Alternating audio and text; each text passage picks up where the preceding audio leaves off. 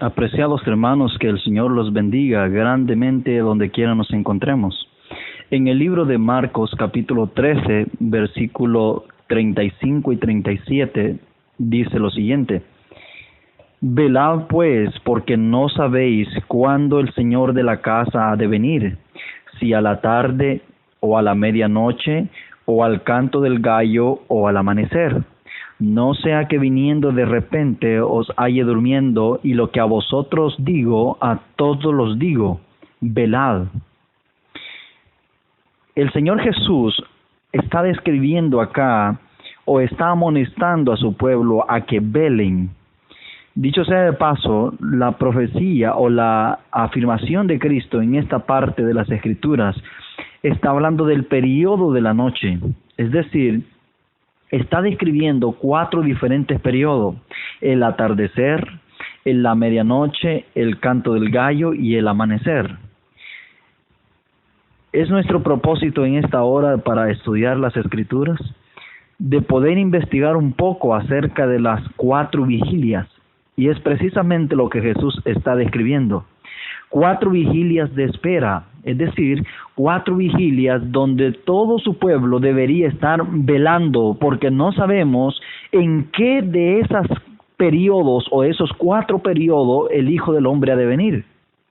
Así es de que el Señor Jesús amonesta a su pueblo y les dice: velad, porque a lo que vosotros os digo, a todos los digo, velad. Es decir, nadie sabe la hora ni el día. Y Jesús está dando 4 posibles horarios. Y es nuestro propósito esta hora estudiar esos 4 posibles horarios que el Señor Jesús está dando y advirtiendo que como pueblo debemos velar y debemos estar a la expectativa. Con eso en mente quisiera invitarles a arrodillarse, si es posible, para poder orarle al Señor. Bendito Dios de los cielos, hoy al estudiar tu palabra queremos suplicarte tu bendición. Queremos pedirte la presencia de su Santo Espíritu en esta hora. Que la presencia de lo alto nos ayude, nos guíe, y que al estudiar las 4 vigilias que hoy vamos a investigar, queremos suplicarle la presencia del Espíritu Santo. Aparta el yo humano y que Cristo sea exaltado. Permite, oh Dios, que este mensaje pueda llegar a todo corazón sincero, dispuesto a aceptar y a poder recibir la palabra de parte de usted. Quédate en nuestro medio y bendícenos en el nombre de Jesús. Amén. Muy bien. Dado de que la palabra vigilia tiene que ver con mantenerse despierto, es decir, mantenerse despierto mientras no deberíamos mantenernos despiertos. En otras palabras, el Señor ha descrito o ha dividido el periodo del día de 24 horas en 2 secciones. La sección del día y la sección de la noche. Las Escrituras dicen de que durante el día es que se trabaja y durante la noche es que se descansa.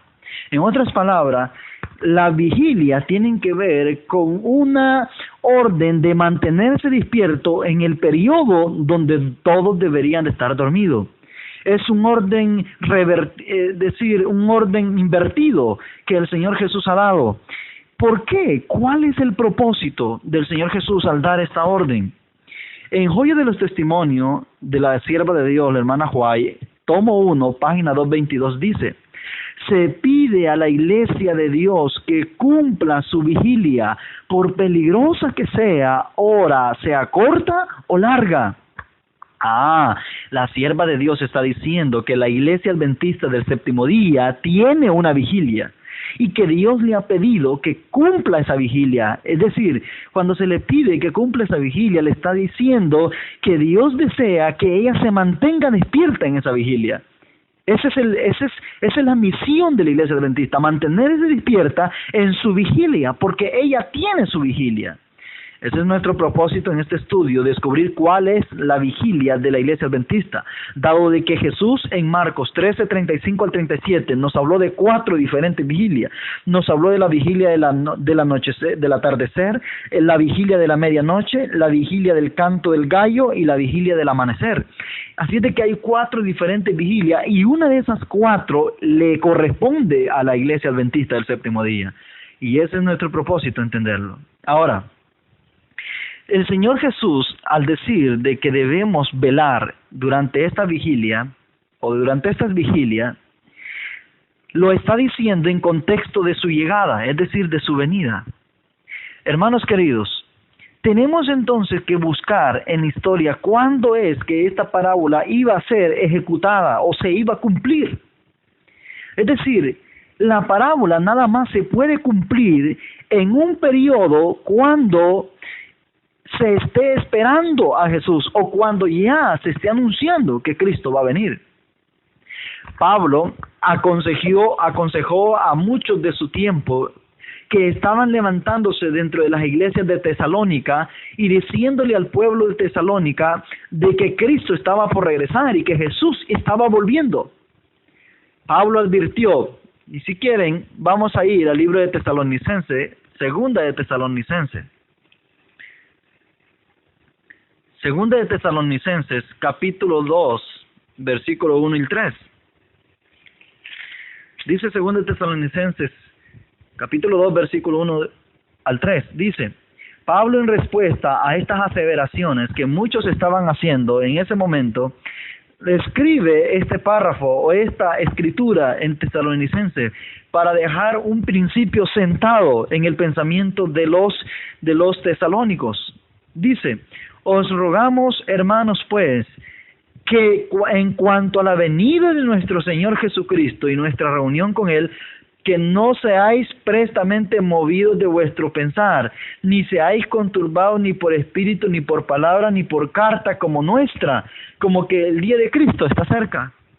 Es decir, Pablo está dejando sentado ante los tesalonicenses de que no se dejen mover de su creencia o del pensamiento en cuanto a pensar de que la venida de Cristo para la época de ellos estaba cerca. Dice el verso 3: nadie os engañe en ninguna manera, porque no vendrá sin que antes venga la apostasía y sea revelado el hombre de pecado, el hijo de perdición, el cual se opone contra todo lo que se llama Dios o es adorado, tanto que como Dios se siente en el templo de Dios, haciéndose pasar como Dios. ¿Qué es lo que Pablo está describiendo en Tesalonicense? Pablo está describiendo de que Jesús no va a venir antes de que este hijo de pecado venga. Es decir, Pablo está diciendo, no estén esperando a Jesús en la época de los tesalonicenses.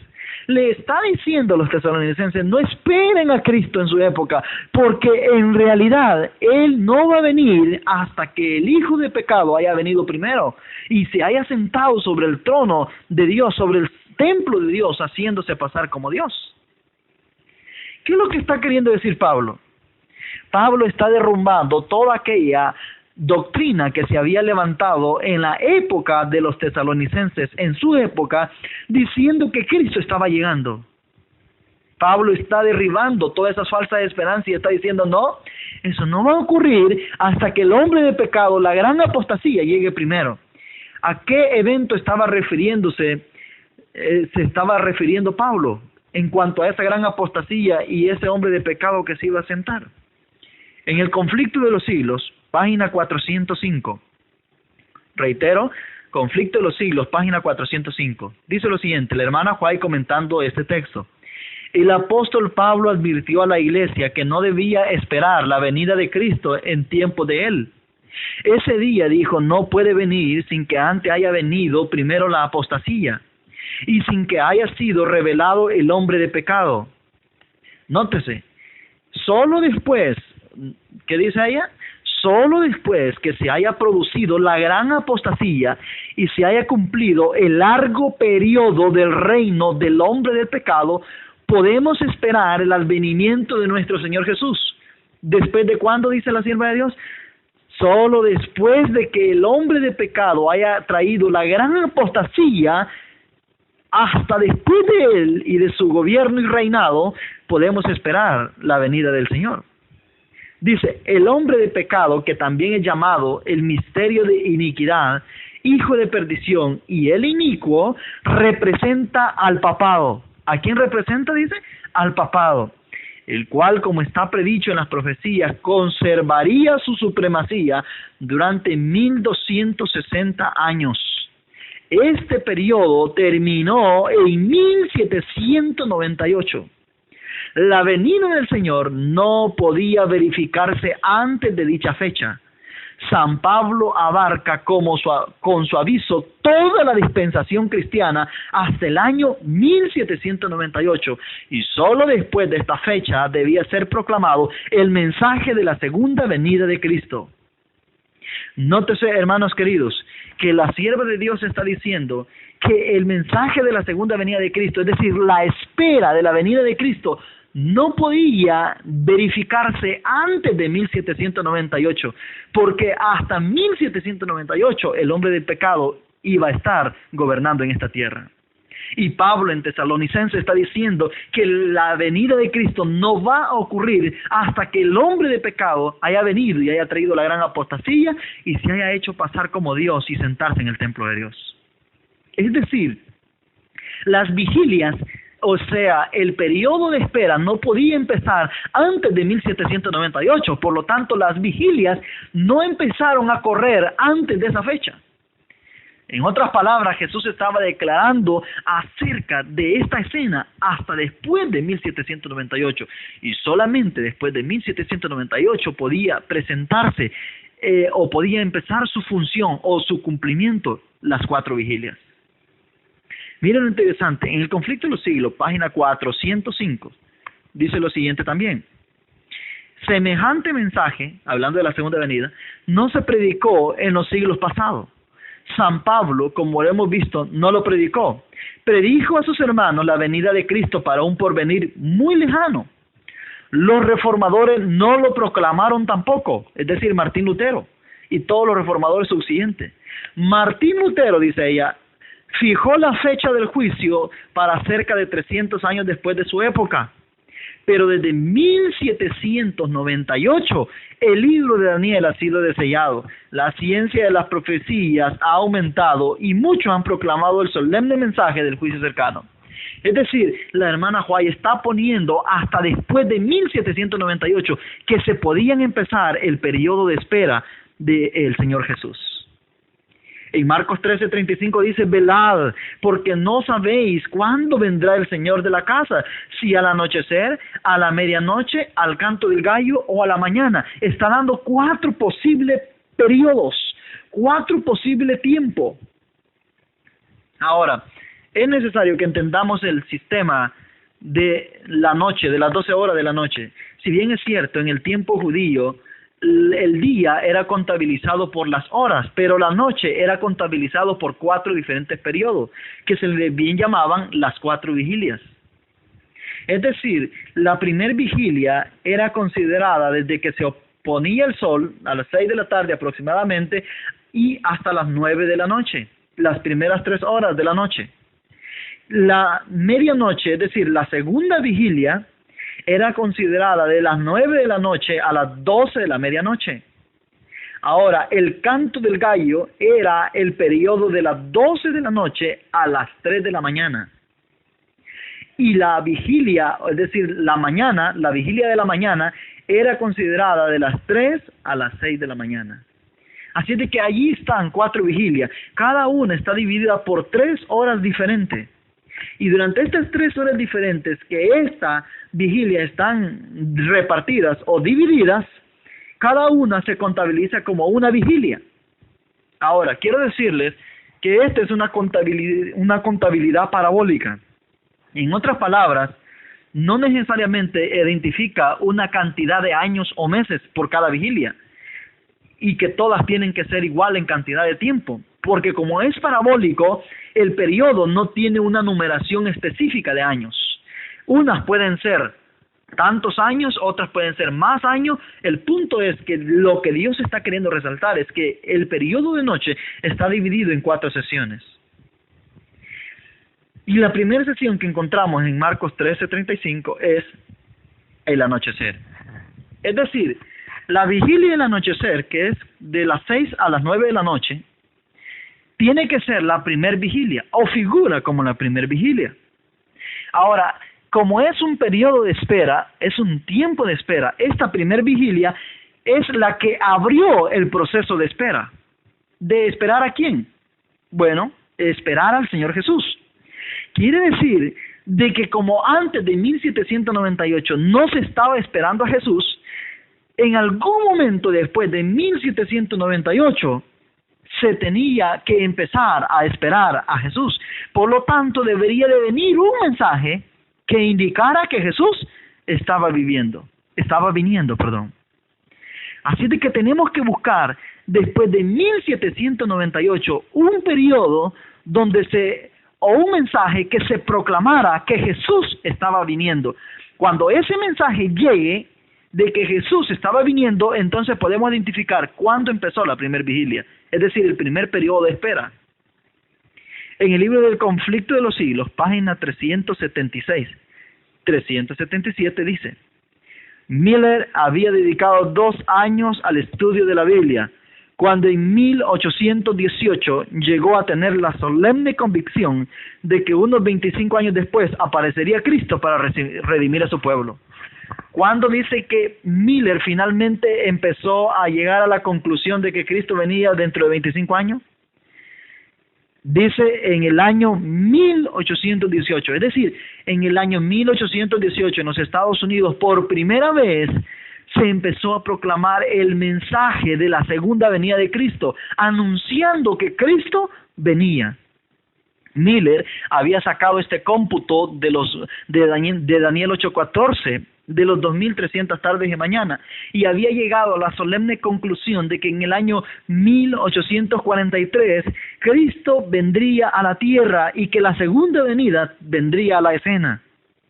Hubo un gran reavivamiento, un gran despertar religioso en todos los Estados Unidos de América y en muchos países de la tierra, donde empezaron a acariciar la solemne convicción, la solemne esperanza de que Cristo vendría 25 años después de 1818. Es decir, si podemos ubicar el periodo cuando se proclamó por primera vez la venida de Cristo, vamos a ubicar el año 1818, es decir, la primer vigilia empezó a correr desde 1818 hasta 1843.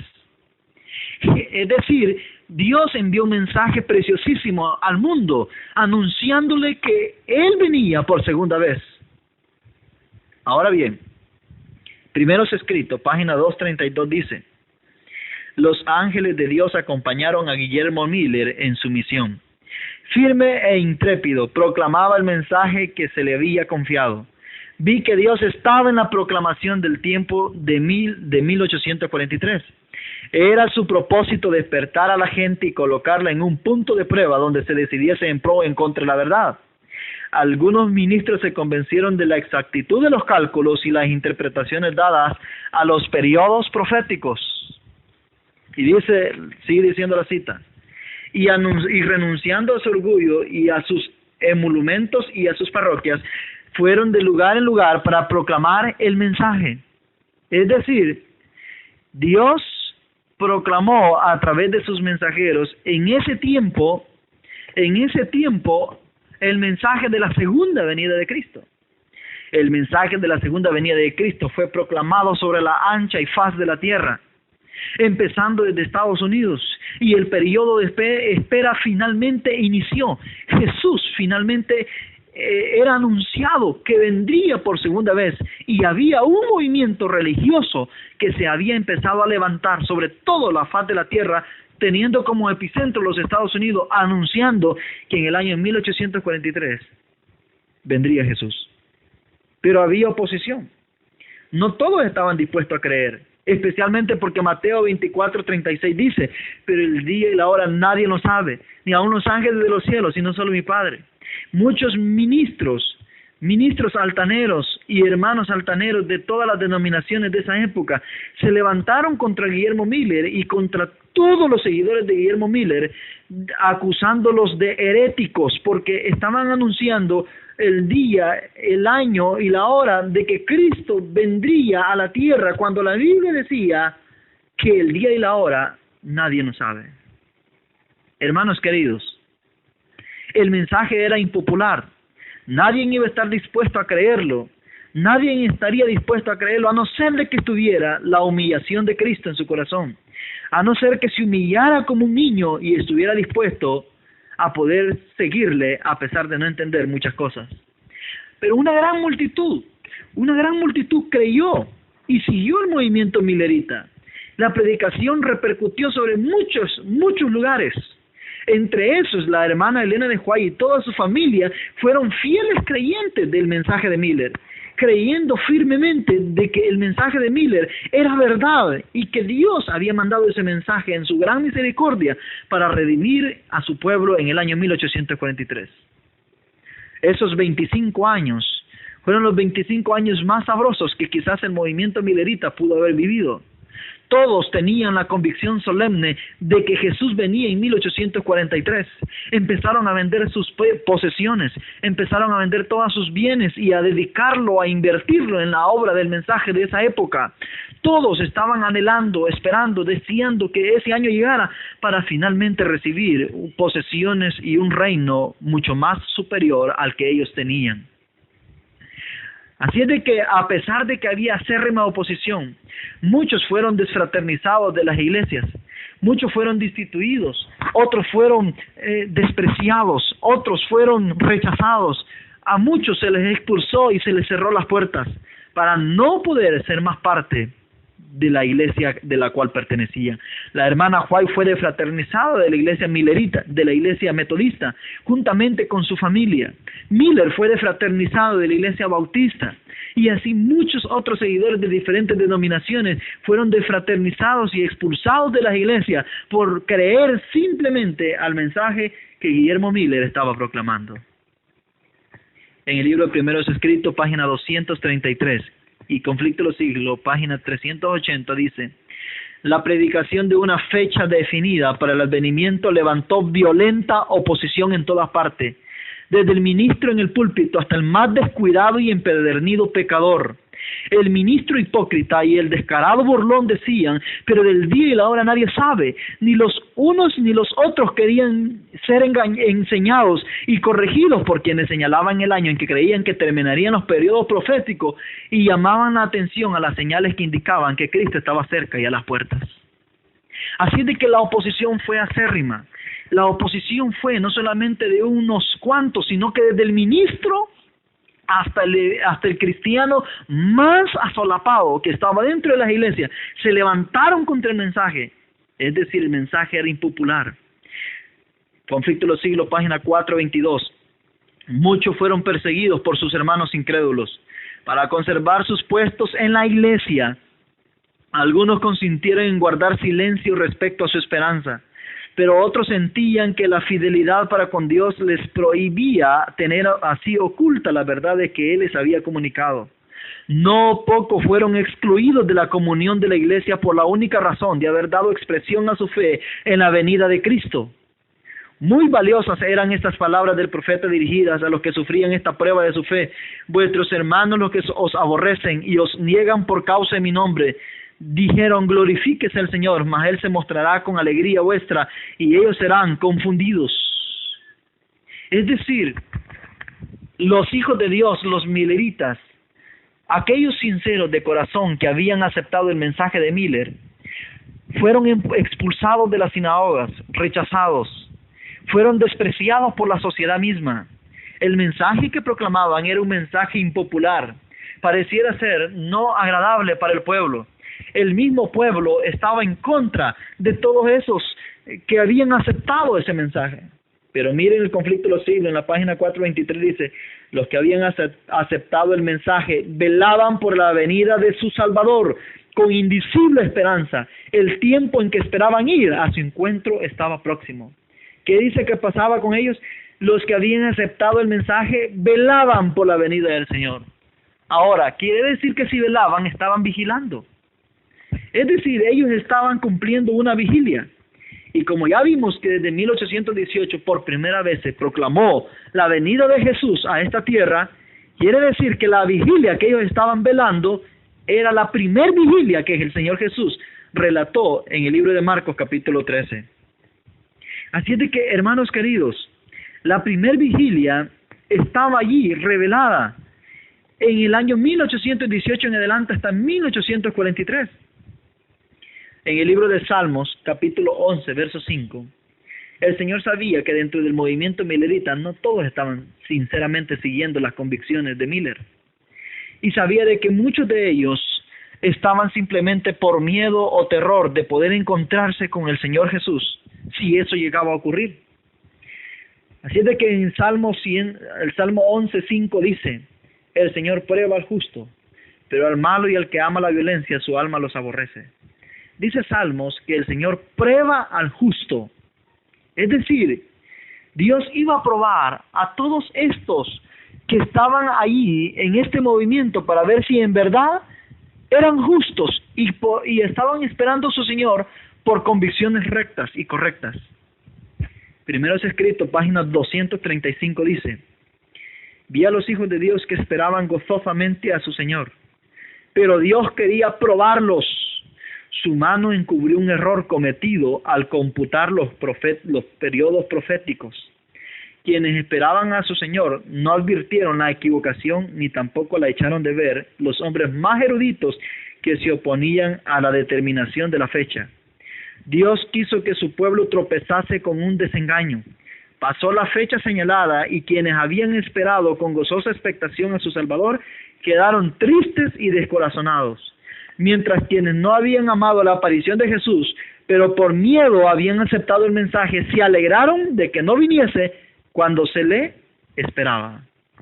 Nótese que había dos tipos de pueblo, a pesar de que habían creído en la aparición de Cristo en 1843, habían dos tipos de pueblo, unos eran sinceros y otros eran falsos. Pero dice la inspiración que Dios quiso probar a aquellos sinceros para que solamente los sinceros pudiesen ser salvados.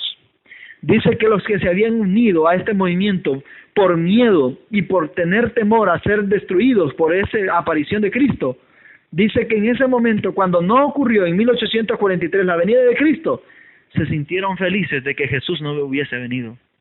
Es decir, sabían de que en su corazón no había sinceridad y que en realidad nada más estaban siguiendo a Cristo por temor.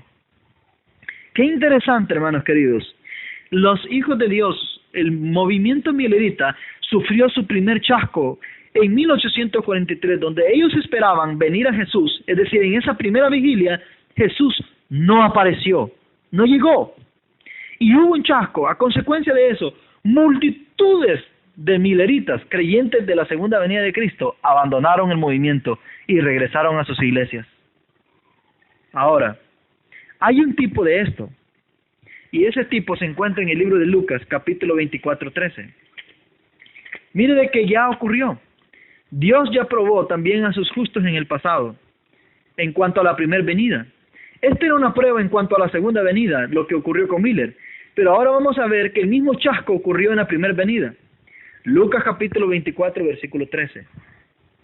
Dice Lucas 24:13, perdón. Y aquí, el mismo día, dos de ellos iban a una aldea llamada Emaús, que estaba como 60 estadios de Jerusalén, y conversaban entre sí de todas estas cosas que habían acontecido. Y sucedió que mientras conversaban y discutían entre sí, Jesús mismo se acercó y caminó con ellos. Mas los ojos de ellos estaban embargados porque no le conocieron. Y les dijo, ¿qué platicáis? ¿Qué pláticas son estas de entre vosotros mientras camináis y estáis tristes? Dice el 18. Respondiendo uno de ellos, que se llamaba Cleofas, le dijo, ¿eres tú solo el forastero en Jerusalén que no has sabido las cosas que en ella han acontecido en estos días? Entonces él les dijo, ¿qué cosas? Y ellos le dijeron, de Jesús Nazareno, que fue varón profeta, poderoso en obra y en palabra delante de Dios y de todo el pueblo. Y como los príncipes de los sacerdotes y nuestro magistrado le entregaron a condenación de muerte y le crucificaron. Verso 21. Pero nosotros esperábamos que Él era el que había de redimir a Israel. Y además de esto, hoy es el tercer día que estas cosas acontecieron. Vemos acá a un grupo de discípulos, a dos discípulos frustrados rumbo a Emaús. Jesús se acercó a ellos, se dio cuenta de que había tristeza en sus corazones. ¿Por qué iban tristes? Bueno, la tristeza era inminente y notable. habían pasado un chasco. Ellos mismos le dicen a Jesús, que no lo habían reconocido en ese momento: eres el único forastero que no sabe lo que ha pasado. Nosotros esperábamos que Jesús era el que iba a reinar, pero nuestros príncipes y magistrados lo han crucificado, es decir, lo han matado. Hermanos queridos, todos estos discípulos habían puesto sus esperanzas en Cristo y esperaban de que Jesús finalmente fuera el que iba a reinar.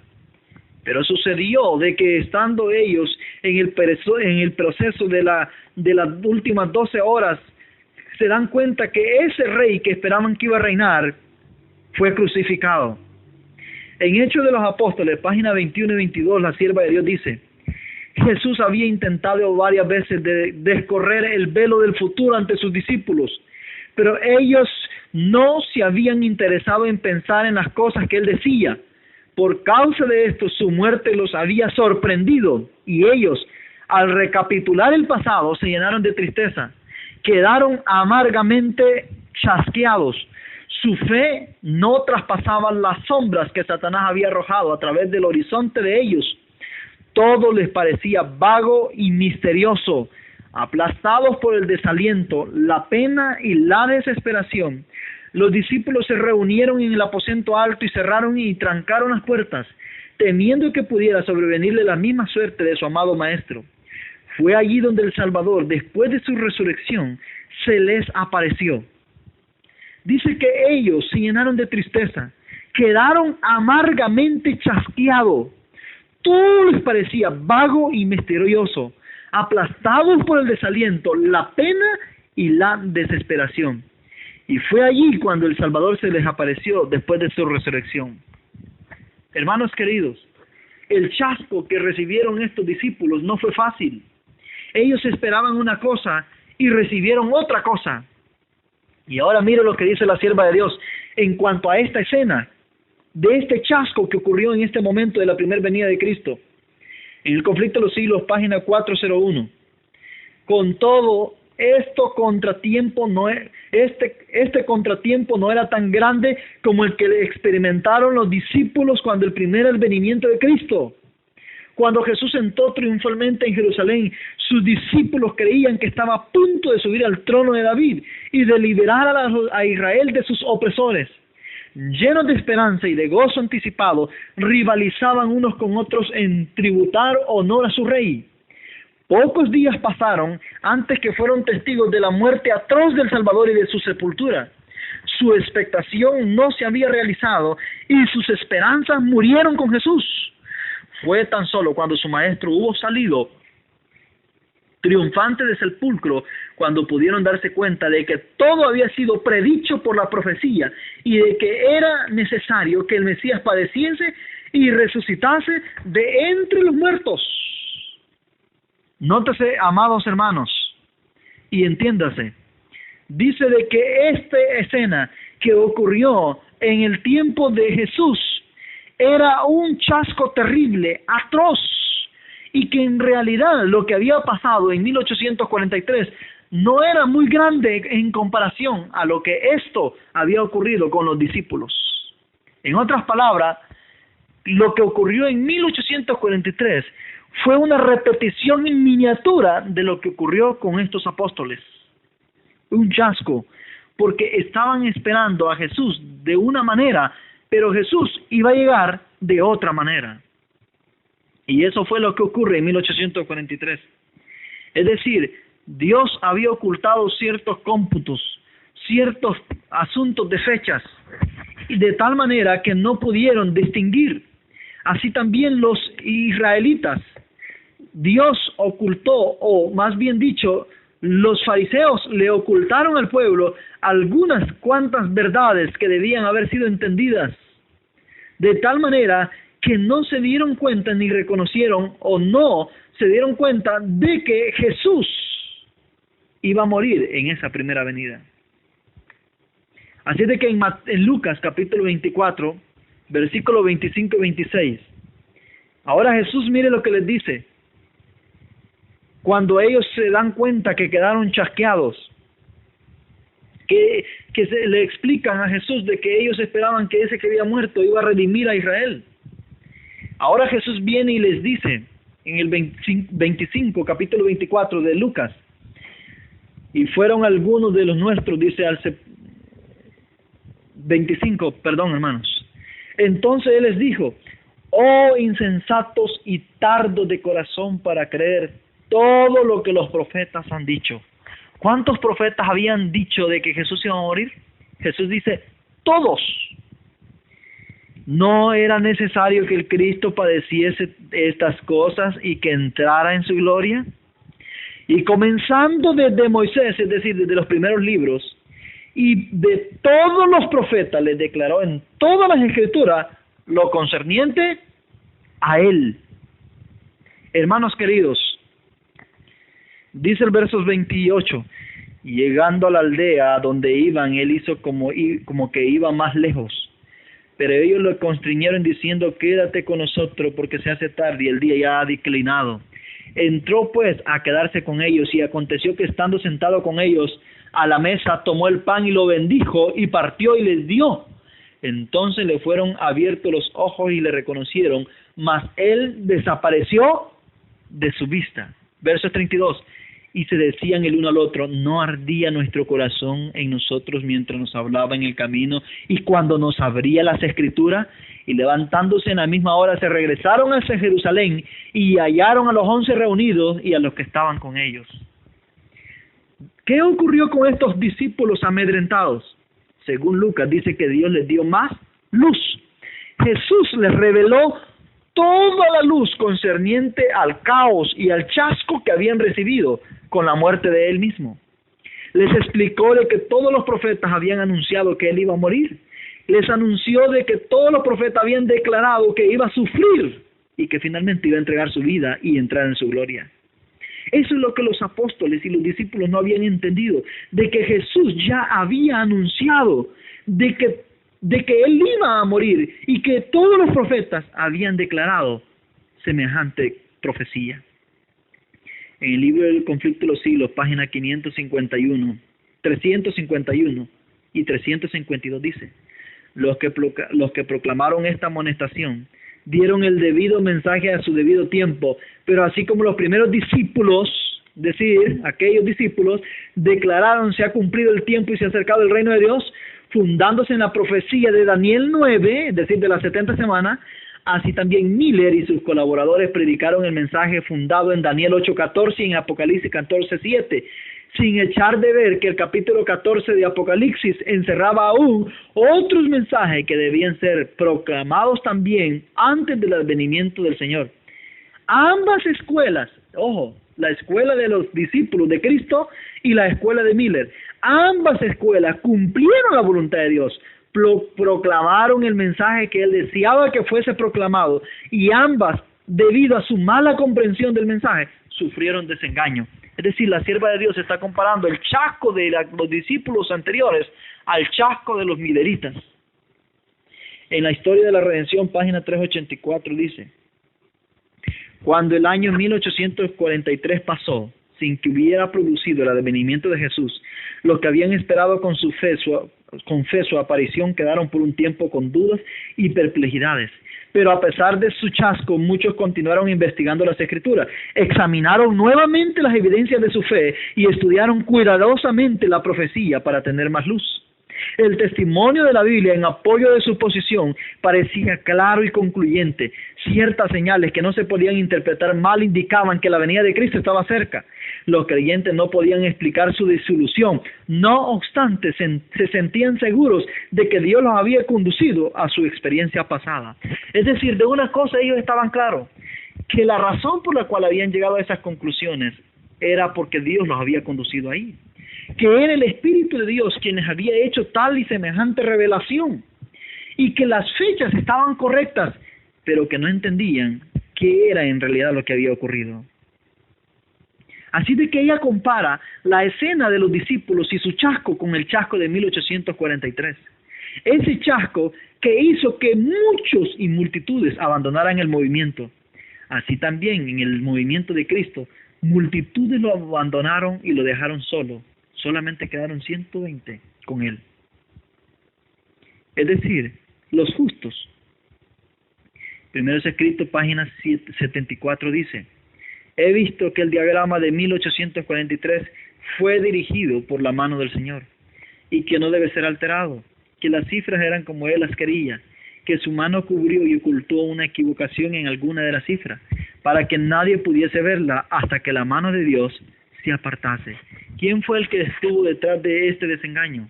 La inspiración dice, la mano de Dios. ¿Por qué razón? Porque Dios sabía que dentro del movimiento milerita habían falsos hermanos, que la gran mayoría eran falsos, que se habían unido solamente por miedo y terror a este movimiento. Ahora bien, de 1818 a 1843 encontramos la primer vigilia, y allí recibe el primer chasco el movimiento que estaba esperando a Jesús. Pero después se alarga un año más, es decir, viene otro mensaje para proclamarse y decirse que no era en 1843 que iba a venir Cristo, sino en 1844. Entonces empieza el periodo de la segunda vigilia, es decir, la segunda vigilia entra en acción y duró un año de espera. En el libro El conflicto de los siglos, página 376, es decir, esta es la vigilia de medianoche, de las 9 a las 12.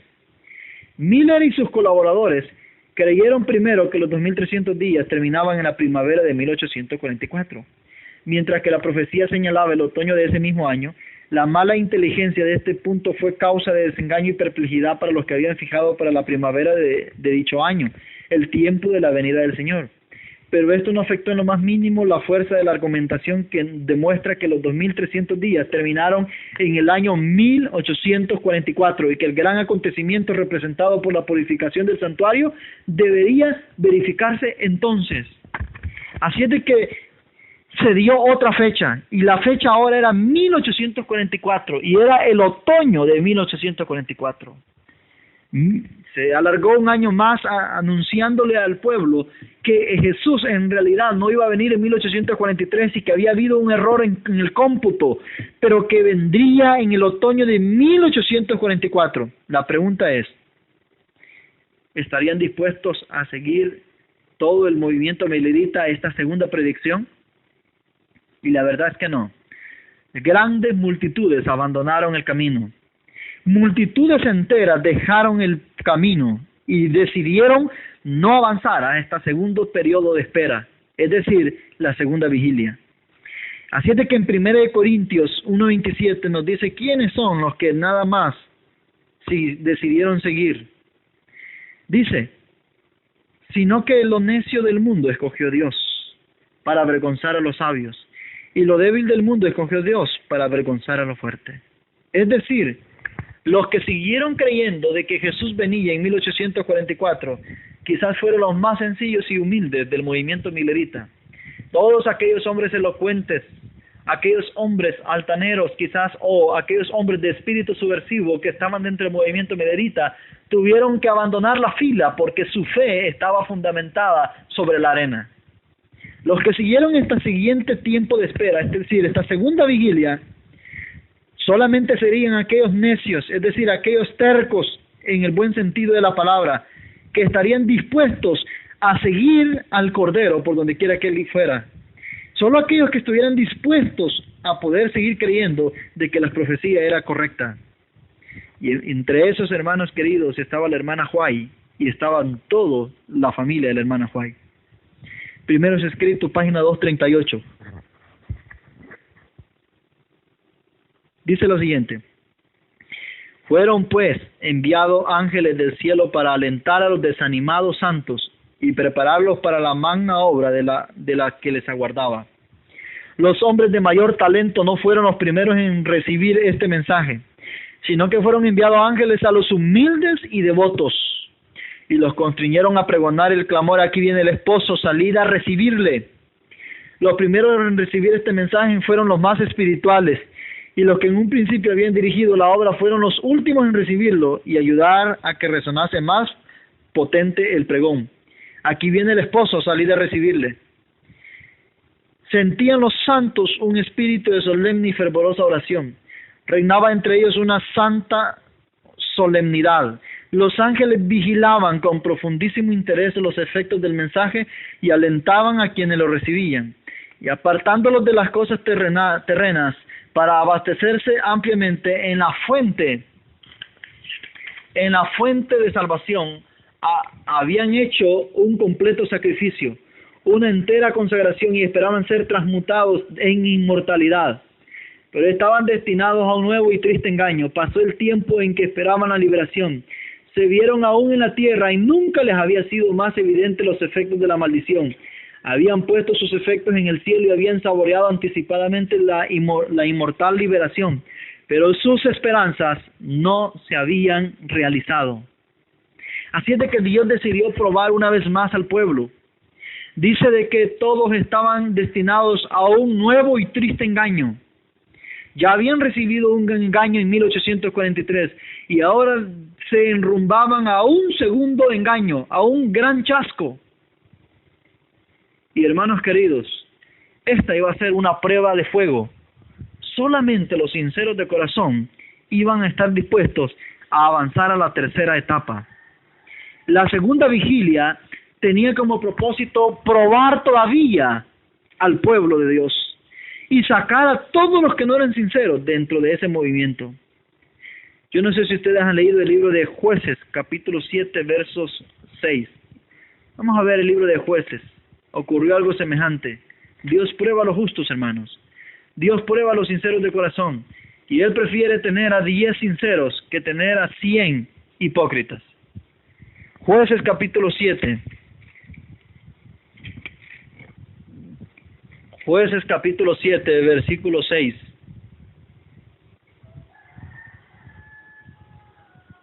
El Señor va a hacer una conquista con Gedeón. Pero Gedeón tiene un ejército. Es decir, tenía un ejército para poder hacer esta guerra. Y ese ejército que Gedeón tenía, hermanos queridos, dice la inspiración que era alrededor de 30,000 hombres que iban a ganar la batalla y que iban a combatir a un pueblo o a otro ejército compuesto por alrededor de 120,000 hombres. Y mire lo interesante. En el libro de Jueces, capítulo 7, versículo 2, dice, el Señor dijo a Gedeón: el pueblo que está contigo es mucho para que yo dé a los madianitas en su mano. No sea que se alabe Israel contra mí diciendo: mi mano me ha salvado. Ahora pues es pregonar que lo oiga el pueblo, diciendo: el que teme y se estremece, madrugue y vuélvase desde el monte de Galaad. Y se volvieron de los del pueblo 22,000 y quedaron 10,000. Es decir, 32,000 hombres era el número del ejército que tenía Gedeón. Y Dios le había dicho a Gedeón que iba a entregar a los madianitas en sus brazos, en su poder. Pero Dios le dice: tienes mucho pueblo. Así es de que haz y pregona al pueblo y dile que todo aquel que desee regresarse, que se regrese. Y dice que 22,000 se regresaron, quedando 10,000. Pero mire lo que dice el verso 4. El Señor dijo a Gedeón: aún es mucho el pueblo, llévalo a las aguas y allí yo te los probaré.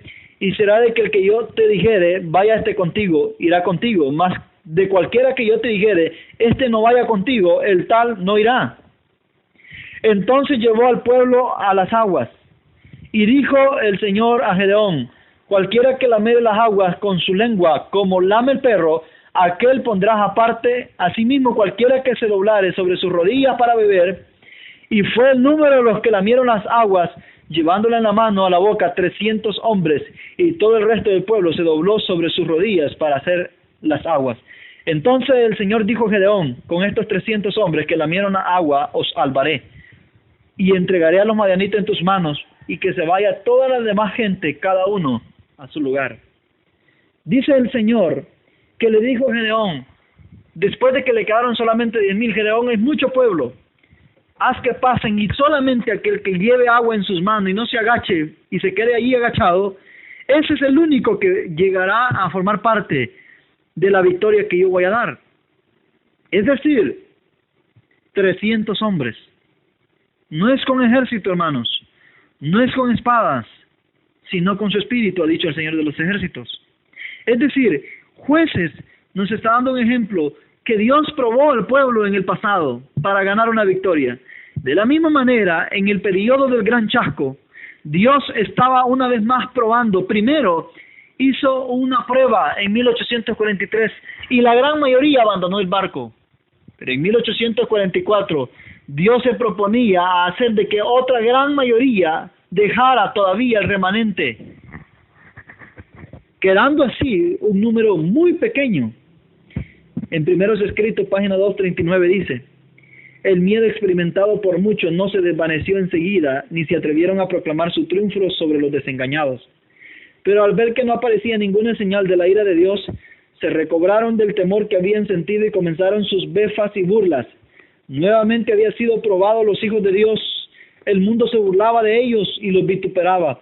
Pero los que habían creído sin duda alguna que Jesús vendría antes de entonces a resucitar a los muertos, transformar a los vivos, a los santos vivientes, adueñarse del reino y poseerlo para siempre, sintieron lo mismo que los discípulos en el sepulcro de Cristo. Se han llevado a mi Señor y no sé dónde lo han puesto. Página 241 del mismo libro. A medida que el desaliento se asentaba sobre los que guardaban, los ministros y dirigentes a quienes yo había notado antes se regocijaban, y todos aquellos que habían rechazado la luz daban grandes señales de triunfo, mientras que Satanás y sus malos ángeles también se regocijaban. Y en Primeros Escritos, página 16, dicen: eran muy pocos los que constituían aquel grupo que avanzaba en la luz. En 1843 eran como 50. El grupo mayor que abandonó la esperanza de que la profecía se hubiese cumplido en 1844 estaba tal vez conformado como por 30,000 personas. En 1845 se reunieron para examinar sus opiniones en una conferencia que se celebró en Albany, estado de Nueva York, del 29 de abril al 1 de mayo. Decidieron entonces formalmente denunciar a aquellos a quienes aseveraban tener iluminación especial. Es decir, estos 30 se volcaron contra los 50 que habían quedado del remanente en ese periodo de tiempo. De tal manera que en 1846, solamente, hermanos queridos, 50 creyentes del advenimiento de Cristo estaban todavía confiando en la providencia divina. Entre ellos estaba la hermana White. Así es de que ahí terminó la segunda vigilia en 1844 a finales del otoño. Entonces, para hacer una recapitulación, tenemos la primera vigilia de 1818 a 1843, el primer periodo de espera. Cristo no vino en 1843, después se alargó un año la fecha y empezó la segunda vigilia de 1843 a 1844. Pero Jesús no vino, apenas iban 2 vigilias. Primeros Escritos, página 247 dice: pero muchos parecían permanecer en un estado de estupor, como que si durmiesen. Sin embargo, podía yo ver rasgos de profunda tristeza en sus rostros. La misma evidencia que los había inducido a esperar a su Señor en 1843, los inducía a esperarlo en 1844. Sin embargo, vi que la mayoría no poseía aquella energía que había distinguido su fe en 1843. El chasco que habían sufrido había debilitado su fe. Pero en 1844 su fe fue debilitada aún más, hermanos queridos. En Primeros Escritos 2:54 y 2:55 dice que el Señor, en su gran misericordia, envía nueva luz. Nótese que en estos que estaban chasqueados, entre ellos se encontraba la hermana White, como parte de esos 50 que habían sido probados en 1844. Dios en su gran misericordia envía más luz para poder aclarar el misterio de lo que había acontecido en realidad. Es decir, los cómputos, las fechas y la matemática que había sido sacada de Daniel 8:14 eran correctas. En Primeros Escritos, página 254 y 255 dice: cuando cesó el ministerio de Jesús en el lugar santo y pasó al Santísimo para estar de pie delante del arca que contenía la ley de Dios, envió otro poderoso ángel con un tercer mensaje para el mundo. Después que Jesús abrió la puerta del lugar santísimo, vióse la luz del sábado, y el pueblo de Dios fue probado, como antiguamente lo fueron los hijos de Israel, para ver si querían guardar la ley de Dios. Vi que el tercer ángel señalaba hacia lo alto, indicando a los que habían sido chasqueados, el camino al lugar santísimo del santuario celestial, los que por fe entraban al lugar santísimo. Vi que volvían los ojos hacia atrás, recapitulando el pasado desde la proclamación del segundo advenimiento de Jesús hasta la experiencia sufrida al transcurrir la fecha de 1844. Vieron la explicación de su chasco y de nuevo los alentó una gozosa certidumbre.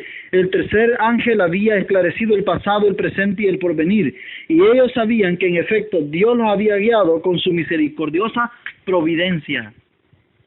Es decir, Dios en su gran misericordia, este segundo chasco de esta segunda vigilia, había preparado a este grupo reducido de creyentes a confiar de que todo lo que había sido revelado era en cierta manera verdad, ocultando algunos eventos o confundiendo algunos detalles por amor a los justos, para que dentro del pueblo no hubiera ningún hipócrita.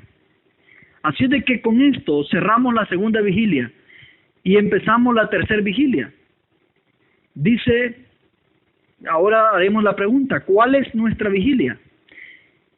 En 1845, hermanos queridos, surge la Iglesia Adventista, el movimiento adventista, y surge con la hermana Elena de White como profeta de Dios. Surge con un mensaje, y es el mensaje del tercer ángel. Es decir, en 1845 el Señor llama a la hermana Elena de White para iniciar su ministerio profético, aclarar todas las confusiones que habían ocurrido y finalmente empezar el movimiento adventista del séptimo día. El movimiento de Miller había sido llamado el movimiento adventista del primer día, pero este movimiento ahora cambiaría el nombre a ser llamado el movimiento adventista del séptimo día, porque fue en 1844 a finales cuando la verdad del sábado sale a resplandecer, y entre la nueva verdad que venía de parte del tercer ángel venía la verdad del sábado. Así es que Mateo 13:35 dice, velad pues, porque no sabéis cuándo vendrá el Señor de la casa, si al anochecer o a la medianoche o al canto del gallo. ¿Cuál es la vigilia que sigue? La tercera. Y esta tercera en la Biblia se le conoce como la vigilia del canto del gallo, que es de las 12 a las 3 de la mañana. Desde 1844, en segundo tomo de los Testimonios para la Iglesia, página 174, dice, el Señor sugiere que habrá una demora antes que finalmente amanezca. Se me presentó a los que esperaban con la mirada dirigida hacia lo alto. Se animaban mutuamente al repetir estas palabras. Ya pasaron la primera y la segunda vigilia. Estamos en la tercera vigilia, esperando el regreso del Maestro y velando. Lo que nos queda de esta vigilia es muy poco ya. Vi que algunos se cansaban, tenían la mirada dirigida hacia abajo, estaban absortos por las cosas terrenales y no eran fieles en su vigilia. Decían, esperamos que el Maestro viniera en la primera vigilia, pero sufrimos una disolución. Estábamos seguros de que vendría en la segunda, pero esta pasó y no vino. De nuevo podemos sufrir un chasco. No es necesario que seamos tan estrictos. Es posible que no venga tampoco en la siguiente vigilia. Estamos en la tercera vigilia y creemos que es mejor que depositemos nuestro tesoro en la tierra para estar seguros de que no vamos a pasar necesidad. Vi que las sucesivas vigilias eran cosa del pasado, dice la hermana White. Si esperamos con una vigilancia inquebrantable, entonces, ¿con cuánto mayor interés deberíamos velar el doble que antes durante la segunda vigilia? El transcurso de esta segunda vigilia nos ha traído la tercera y ahora no hay excusa ninguna para disminuir nuestra vigilancia. La tercera vigilia reclama una triple dedicación. Pero nótese, hermanos queridos, nótese lo interesante. Dice que esta tercera vigilia, o estamos en la tercera vigilia hoy, y que hoy requiere una triple dedicación. Pero hay un problema, hermanos. La tercera vigilia es la vigilia más peor de todas. Usted puede aguantar estar despierto en la primera y en la segunda hasta las 12 de la noche. Pero mantenerse despierto de las 12 a las 3 de la mañana es la parte más densa que uno puede vivir. Es el periodo donde más sueño da y donde es probable que usted hasta parado se duerma. Dice la inspiración que en el año 1844 llegó la segunda vigilia, pero que ahora estamos en la tercera vigilia. Y miren lo interesante, en esta tercera vigilia, es decir, el canto del gallo, dice que es la que requiere triple dedicación. Ahora, yo quiero señalarles un detalle. Esta tercera vigilia empieza desde 1844 hasta la purificación de la iglesia adventista, Ezequiel 9. Pero yo quiero llevarles al libro de Lucas, capítulo 12.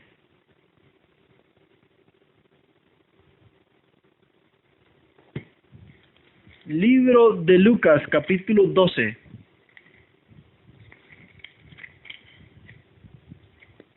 Versículo 37, 38 al 40. Dice lo siguiente: bienaventurados aquellos siervos a quienes el Señor cuando venga halle velando, de cierto os digo que se ceñirá y hará que se sienten a la mesa y vendrá y les servirá.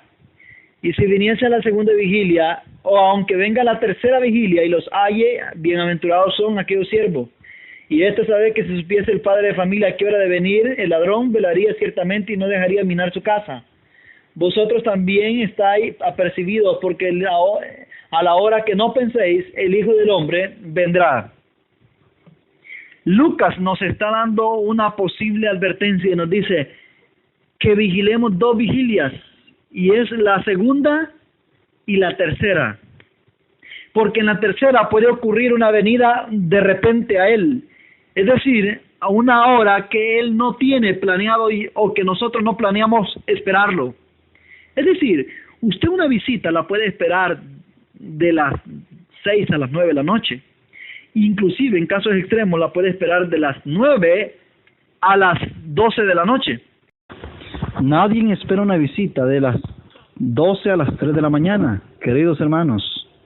Eso quiere decir de que ese periodo de las 12 a las 3 de la mañana es el periodo donde el Señor Jesús le dice al movimiento que surgió de 1845 en adelante, llamado el movimiento adventista del séptimo día, que velen, que cuiden ese tiempo, porque ese tiempo es probable de que el Señor Jesús haga una visita inesperada a su templo. Y nótese algo interesante. En la tercera vigilia, Dios en su providencia, en el orden natural de la naturaleza, encontramos que se le llama la vigilia del canto del gallo. ¿A qué le suena el canto del gallo?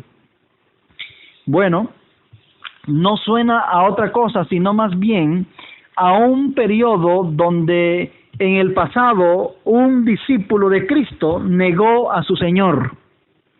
El canto del gallo, por ser la vigilia más oscura y más terrible de la noche, Dios ha dejado a una alarma natural que mantenga despierta a la gente de ese periodo en el reino espiritual. Nótese interesante, el gallo debe de sonar o debe de cantar con más vigor de las 12 a las 3 de la mañana, y no es para menos. Es el periodo donde su pueblo, o donde la noche es más densa y más oscura, y donde el sueño es más pesado, y donde su pueblo es más probable que en esa fecha, en ese periodo de tiempo, se duerma. El Señor Jesús, previendo esta circunstancia y esta realidad, ha dejado ese gallo a ese periodo de tiempo para despertar. Ahora, ¿cuál es el propósito del Señor? Mire lo que ocurre en Testimonios para la Iglesia, tomo 2, página 172. Dice lo siguiente: estamos esperando y velando con la mira puesta en el regreso del Maestro, que traerá el amanecer, No sea que viniendo de repente nos encuentre durmiendo. ¿A qué tiempo se refiere aquí? No a la manifestación de Cristo en las nubes del cielo para encontrar un pueblo dormido. No, sino cuando regrese de su ministerio en el lugar santísimo del santuario celestial, cuando deponga sus atuendos sacerdotales y se revista de atavios de venganza, y cuando se promulgue el decreto que dice: el que es injusto sea injusto todavía, y el que es justo practique la justicia todavía, el que es santo santifíquese todavía. La sierva de Dios está diciendo en Testimonios tomo 2, página 172, que todos estamos esperando el regreso del Maestro que traerá el amanecer. Es decir, el que trae el amanecer, es decir, la cuarta vigilia, es la segunda venida de Cristo.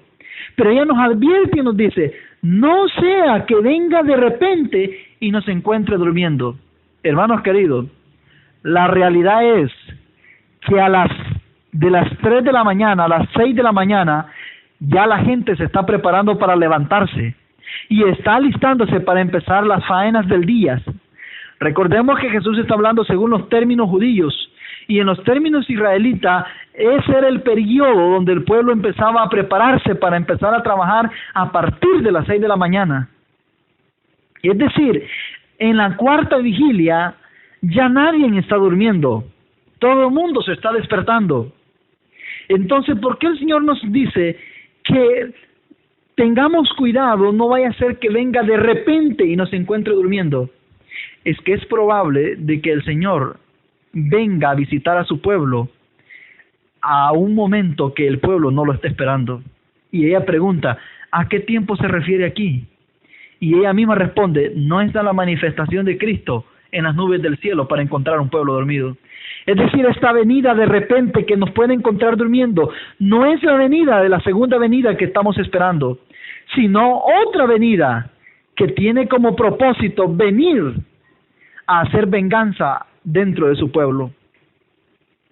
En Evento de los Últimos Días, en la página 199, en la biblioteca electrónica, no sé si en la edición del libro es la misma página, pero en la biblioteca electrónica, en la página 199, o pueden buscar el capítulo que dice el fin del tiempo de gracia, ahí van a encontrar la cita de los eventos de los últimos días. Dice: vi que el Señor durante el juicio caminará por la tierra al fin del tiempo.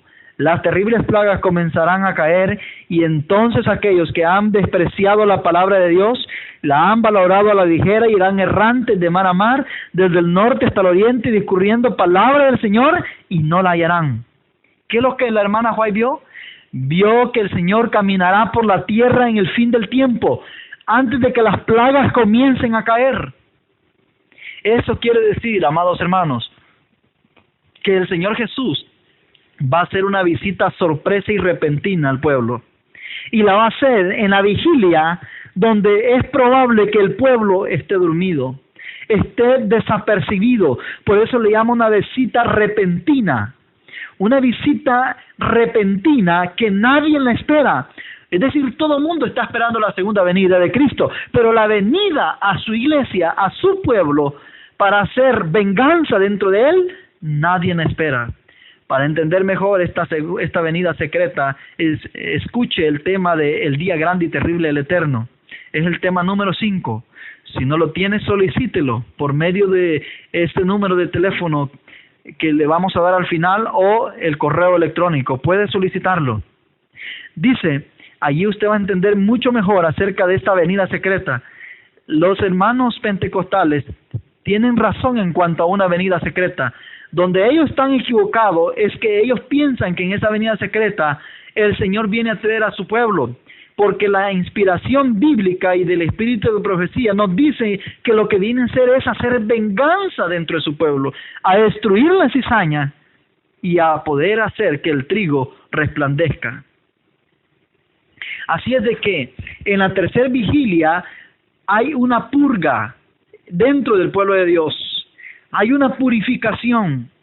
Así como en la tercera vigilia es donde muchos van a negar al Señor Jesús. si ustedes ven, fue en la tercera vigilia que Pedro negó al Señor Jesús, y fue especialmente cuando el gallo cantó que le había negado 3 veces. En Amós 9:9 el 10 dice: porque aquí yo mandaré y haré que la casa de Israel sea zarandeada entre todas las naciones, como se zarandea el grano en una criba, y no cae un granito en tierra. A espada morirán todos los pecadores de mi pueblo que dicen: no se acercarán y no se alcanzará el mal. Aquí dice que el Señor va a hacer que Israel sea zarandeado como el trigo.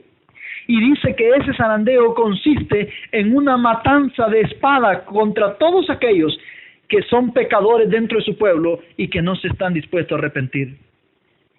Joya de los testimonios, tomo 2, página 66, dice: aquí vemos que la iglesia, el santuario del Señor, era la primera en sentir los golpes de la ira de Dios. Los ancianos, aquellos a quienes Dios había brindado gran luz, que se habían destacado como guardianes de los intereses espirituales del pueblo, habían traicionado sus cometidos. Estos perros mudos que no querían ladrar son los que sienten la justa venganza de un Dios ofendido.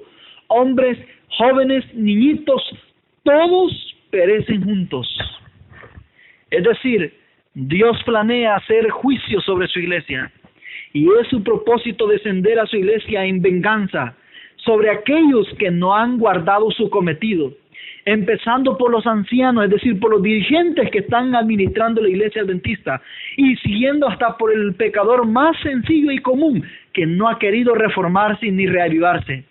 Dice que la iglesia es la primera en sentir los golpes de la ira de Dios. Quiere decir que la primera en pasar los juicios de Dios es la iglesia, y finalmente es el mundo.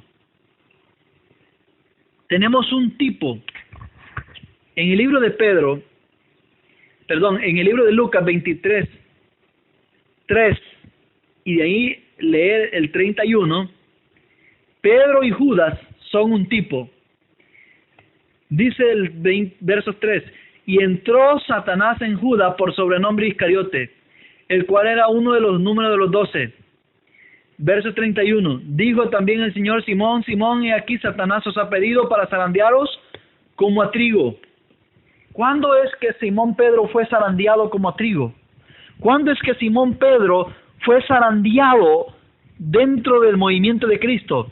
Hermanos queridos, el peor zarandeo de Pedro fue exactamente en la tercera vigilia.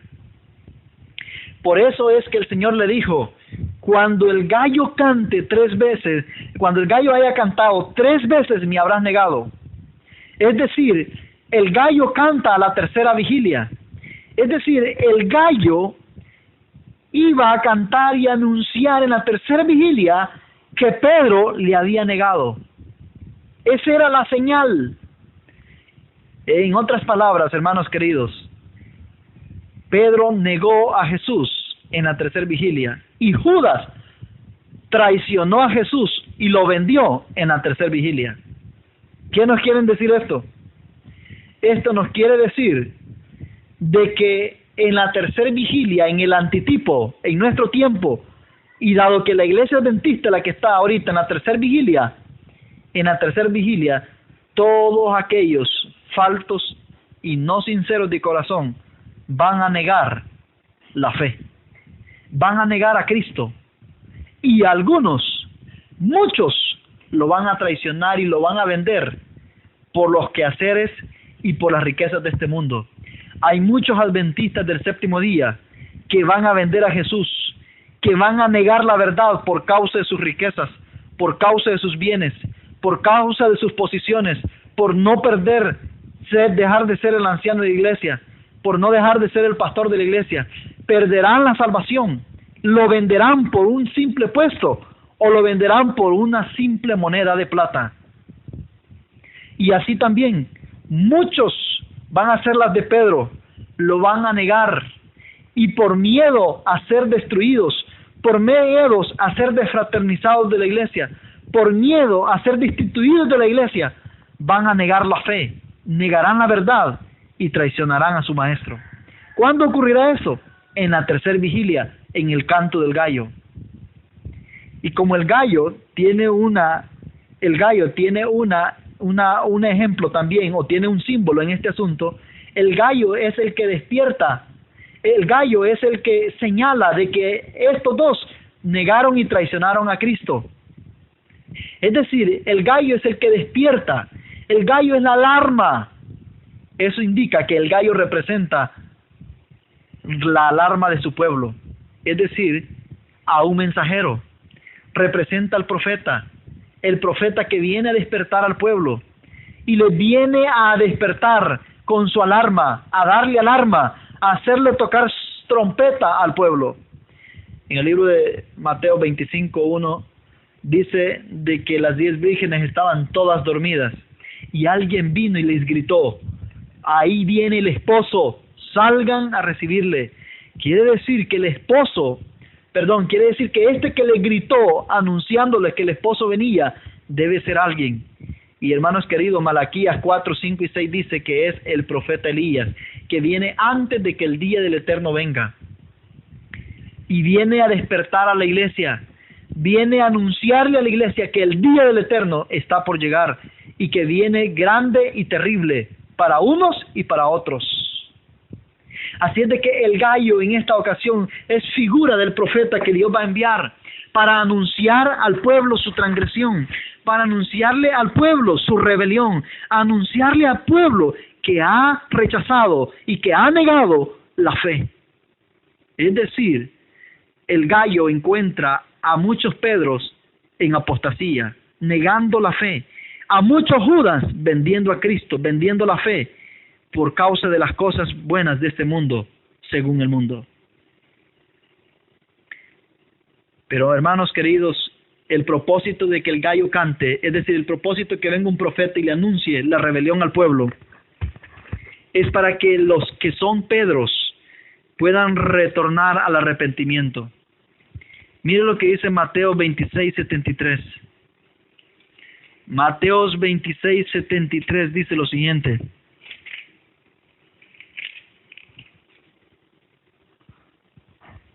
dice del verso 73 al 75. Y un poco después llegaron unos que por ahí estaban y dijeron a Pedro: verdaderamente tú también eres de ellos, porque tu habla te descubre. Entonces comenzó a maldecir y a jurar diciendo: no conozco al hombre. Y enseguida el gallo cantó. Y Pedro se acordó de las palabras de Jesús que le dijo: antes que el gallo cante me negarás 3 veces. Y saliendo fuera lloró amargamente. La llegada del profeta Elías, según Malaquías capítulo 4, versos 5 y 6, es para que el pueblo pueda retornar de sus malos caminos y se pueda volver a Dios. Es para todos aquellos que son Pedros y que están negando al Señor, puedan abrir sus ojos y volverse a la verdad a costa de cualquier sacrificio. Cuando el gallo cantó, le hizo recordar a Pedro su falta. Es decir, el gallo es símbolo del mensajero de Dios que le va a anunciar al pueblo que despierte y que se dé cuenta que está negando, que está en apostasía y que aquellos Judas se definan porque están vendiendo al maestro. El deseado de toda la gente, página 659 dice: el gallo volvió a cantar.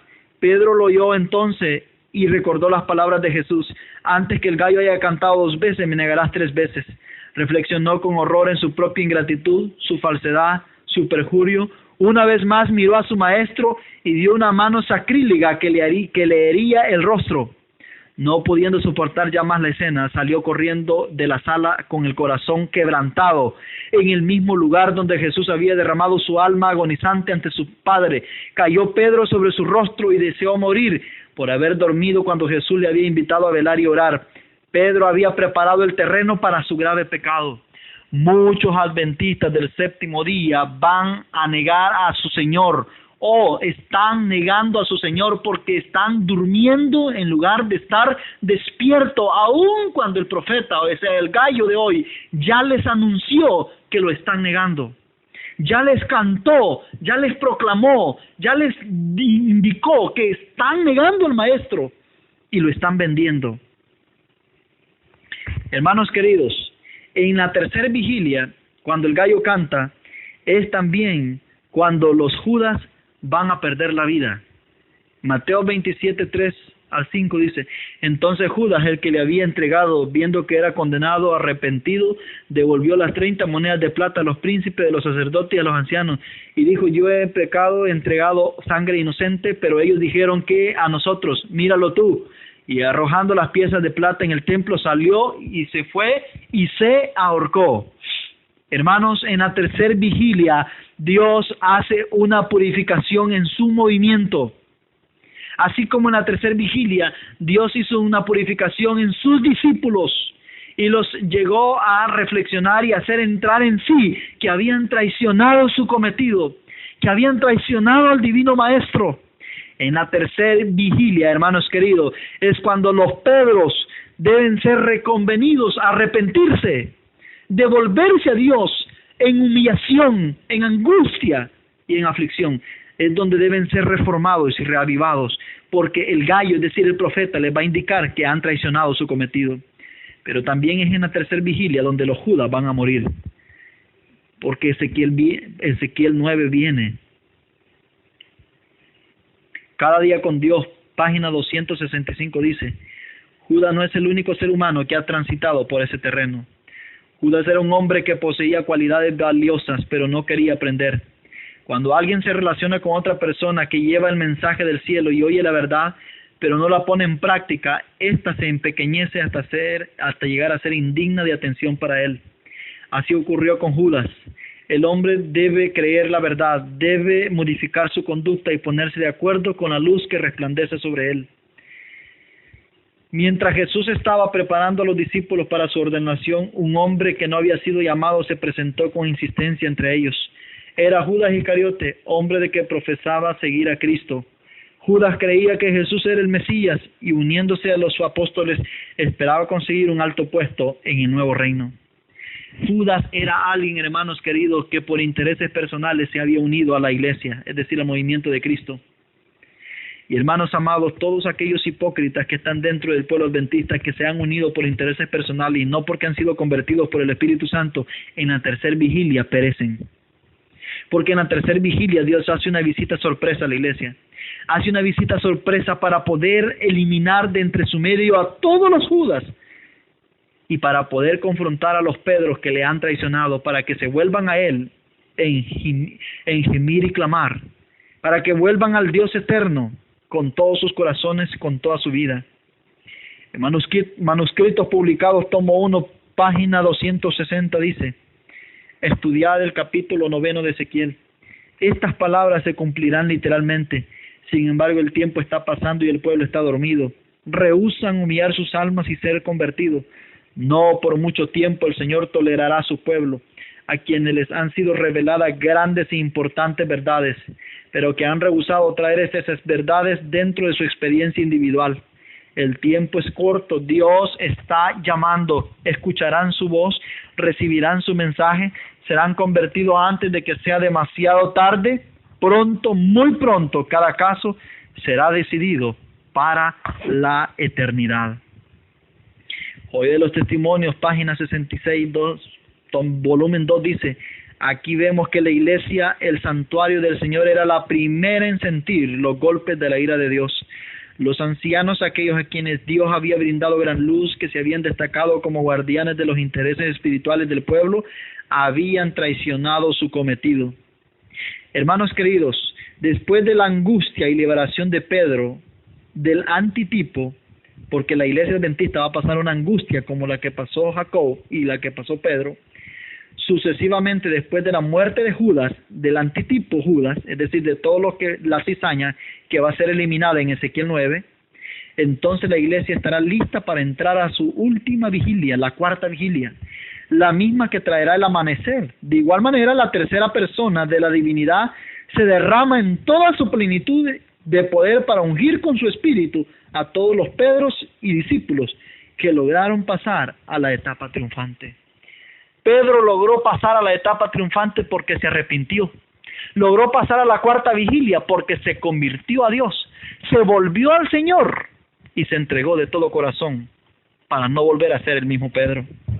Así de que en la tercera vigilia hay una purificación de todos los Pedros, hay una eliminación de todos los Judas, Hay una visita del Señor Jesús a su templo, dice Malaquías 3:1, y va a hacer justicia, a purificar su templo de todos los malvados que hay dentro de su iglesia, es decir, la cizaña. La cizaña, amados hermanos, no pasará a la cuarta vigilia, porque la cuarta vigilia es la vigilia gloriosa, es la vigilia donde Jesús aparece por segunda vez. Y esa cuarta vigilia se da después de Ezequiel 9, después de que ha sido purificado el pueblo, y va a durar hasta la segunda venida de Cristo. Marcos 13:35 dice: velad pues, porque no sabéis cuándo vendrá el Señor de la casa, si al anochecer, o a la medianoche, o al canto del gallo, o a la mañana. En Profetas y Reyes, página 275 dice: tal era la perspectiva que arrastraba a Isaías cuando fue llamado a la misión profética. Sin embargo, no se desalentó, pues repercutía en sus oídos el coro triunfal de los ángeles en derredor del trono de Dios. Toda la tierra estará llena de su gloria. Y así fue fortalecida por visiones de la gloriosa conquista que realizará la iglesia de Dios, cuando la tierra será llena del conocimiento del Señor, como cubren la mar las aguas. Mire cómo va a terminar la iglesia en su cuarta vigilia. Profetas y Reyes, página 535.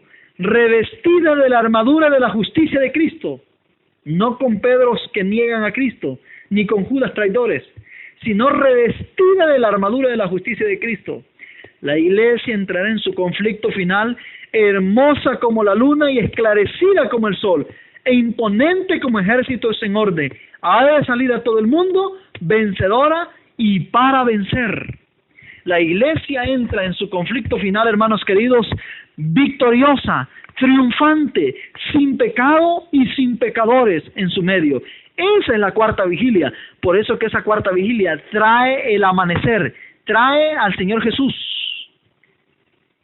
Así de que viene el amanecer y se proclama el día y la hora de su llegada. Y nótese que a la iglesia de la cuarta vigilia, es decir, la iglesia triunfante adventista, los adventistas que hayan salido triunfantes, que pasen a la cuarta vigilia, ellos no van a estar ignorantes en cuanto al día y la hora. Mensajes selectos.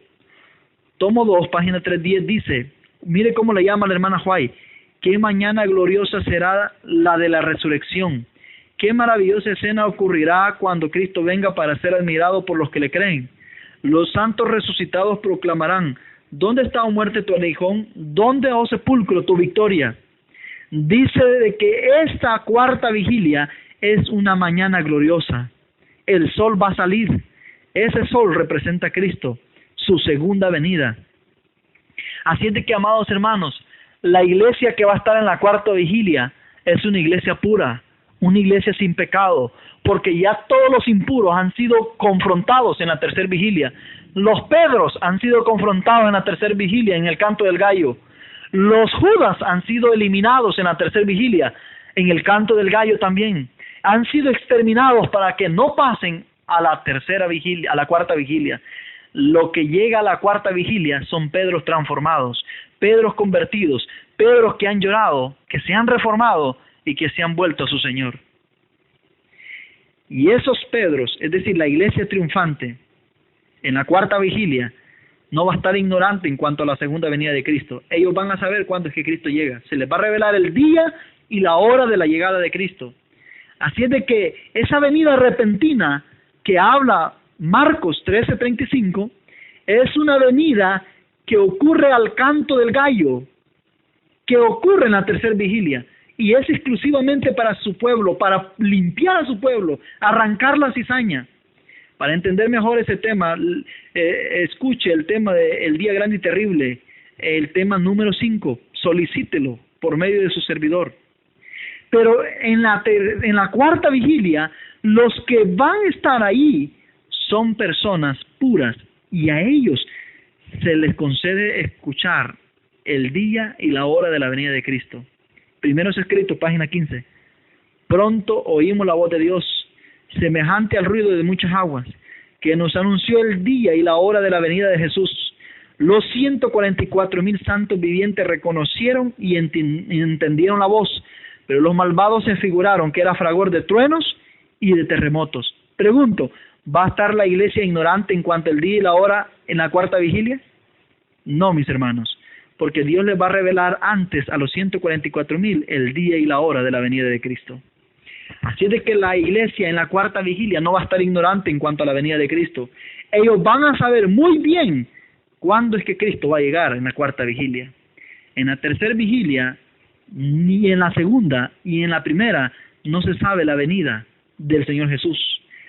Se sabe de que va a venir una venida sorpresa, repentina, de venganza a la iglesia en la tercera vigilia, pero no se sabe el día ni la hora de esa vigilia, de esa venida repentina. Por eso es repentina, es súbita. Pero la venida de la cuarta vigilia va a ser revelada a los 144,000. Así de que, hermanos, en conclusión, tenemos la primera vigilia de 1818 a 1843, el primer periodo de espera. No vino Jesús.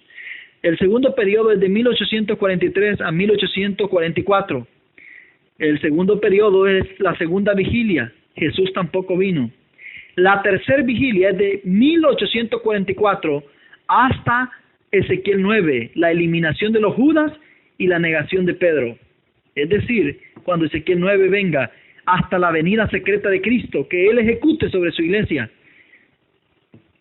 Y la cuarta vigilia es de Ezequiel 9, de esa venida secreta, a la segunda venida de Cristo pública, cuando Él aparece en las nubes de los cielos y todo ojo lo verá, cuyo día va a ser revelado a los 144,000 redimidos. Hermanos queridos, quiera el Señor, quiera Dios, que nosotros nos preparemos. La hermana White dice que nosotros como adventistas del séptimo día estamos en la tercera vigilia, y que en esa tercera vigilia se exige una triple vigilancia. Nosotros estamos en esa tercera vigilia, y el propósito de Dios es que nos mantengamos despiertos, es decir, que nos mantengamos con los ojos abiertos, porque esa tercera vigilia reclama triple preparación, triple vigilancia. Dice que el Señor sugiere que va a haber, en Testimonios para la Iglesia, tomo 2, página 174, va a haber una tardanza, pero que estamos en la tercera vigilia, es decir, estamos ahí. Así es de que esta tercera vigilia reclama una triple perseverancia. Aquí es, hermanos queridos, donde muchos se pueden dormir. Aquí es, mejor dicho, donde todos estamos dormidos, en la tercera vigilia. Las 10 vírgenes se cumplen en su plenitud en la tercera vigilia, porque dice la inspiración que las 10 vírgenes estaban todas dormidas, hasta que alguien vino y las despertó y les dijo: he aquí, el esposo viene. Ese alguien que viene a las 10 vírgenes, es decir, a la iglesia adventista, es el profeta Elías, para despertar a la iglesia. Desgraciadamente, 5 van a despertar para ponerse en favor del mensajero, y 5 se van a despertar para ponerse en contra del mensajero. Pero, amados hermanos, debemos prepararnos, alistarnos, porque la hora en la cual Jesús vendrá repentinamente a su iglesia, nadie la sabe, y va a ocurrir en esta tercera vigilia, para poder así pasar a la cuarta vigilia y finalmente recibir a Jesús al amanecer. Que el Señor los bendiga en esta hora y nos acompañe a todos nosotros. Vamos a arrodillarnos y a orar y a pedirle la bendición al Señor.